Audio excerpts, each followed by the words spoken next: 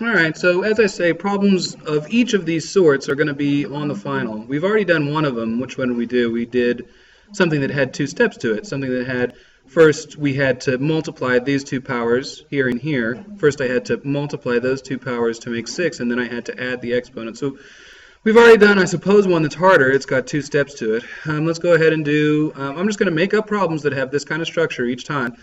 So let's make up one that looks like this. 2 times 3 times 4 are going to be my coefficients. 2 times 3 is 6, and 6 times 4 is going to be 24. X to the second, y to the second, x to the third, z, and y squared, z. Okay.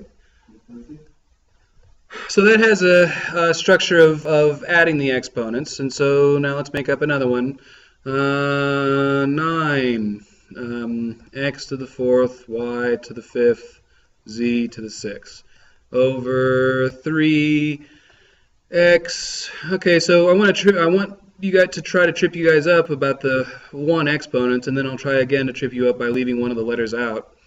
And then what's the last thing that we need to do? So we've got one that looks like this. We've got one that, okay, so we need to do one that we're going to multiply the top and then subtract the bottom. Okay, so we've got one last one to do multiply and then subtract. Okay, so I need, on the top, I need to put a power to the power. Let's put a negative in. We've been talking about those negatives. 3x to the fourth, y squared, and let's raise all that to the second power. And then we're going to divide it by 2, x. Okay, so that's a multiply. I multiply the exponents, and then when I divide, I'm going to be subtracting. Incidentally, when I'm talking about the structure, I'm always talking about what I do to the exponents. And so let's see if I can remember which one of these was which. So this one I'm multiplying all these, and so I'm going to add the exponents. I'm going to multiply the coefficients first. 2 times 3 times 4, the number's in front. 2 times 3 is 6, and 6 times 4 is 24.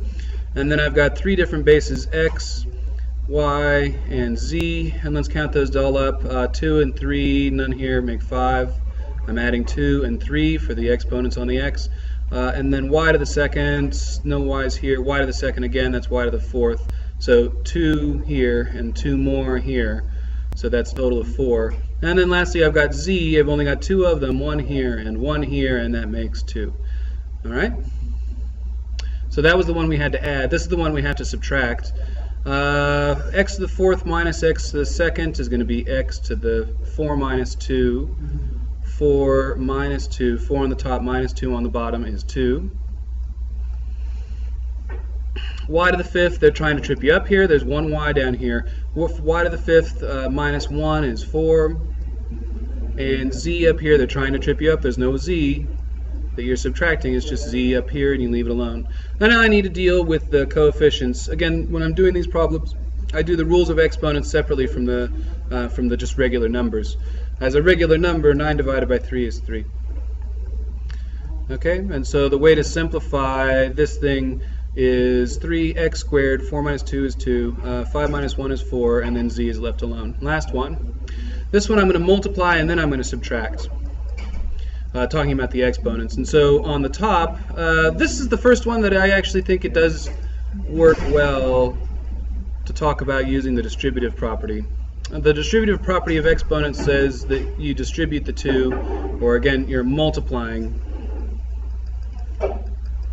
every exponent on the inside times the exponent that's on the outside. And so that's going to be negative 3 to the second power. Make sure that you're squaring both the negative and the 3. And then x to the fourth to the second. So I distribute the 2 to the 4, and then y to the second to the second. All over 2x. Alright, so we're multiplying the exponent times the exponents. Let me remind you of what we learned earlier. When a negative on the inside has an even exponent, so if it has an even number, 1, 2, 3, 4, if the exponent was 4, that would be an even number of negatives, and everything pairs off to be positive. So even number of exponents make positive numbers.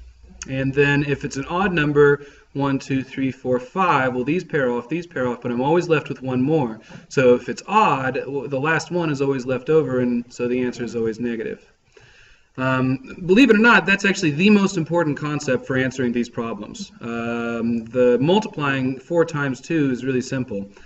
So this is negative times a negative is a positive. 3 squared, or 3 times 3 is 9. And then I multiply those to make 8. I multiply those to make 4. Over 2x. And I'm going to subtract these. So again, the structure here was to multiply and then subtract. So it's going to be 9 over 2. No, you can't simplify that.